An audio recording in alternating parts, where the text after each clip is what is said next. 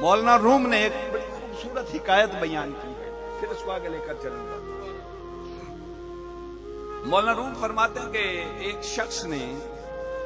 ایک عورت نے ایک شخص کو ریچھ بنایا ہوا تھا، گلے میں پٹا ڈال اور گلیوں میں لے کے پھرتی تھی اور خیرات اکٹھا کرتی تھی۔ ایک دن اس کا ٹاکرا مجنوں سے ہو گیا، اس کا ٹاکرا مجنوں سے ہو گیا تو مجنوں نے کہا کہ یہ کیا کر رکھا ہے تم؟ اس نے کہا کہ یہ مجھ پہ عاشق ہے تو میں نے محبت کا ایک ناجائز فائدہ اٹھا رکھا ہے۔ اس نے کہا کرتی کیا ہو؟ اس نے کہا سارا دن اسے ریچھ بنا کے گلیوں میں پھرتی ہوں، خیرات اکٹھا کرتی ہوں، شام کو آدھی یہ لے جاتا ہے آدھی میں لے جاتا ہوں۔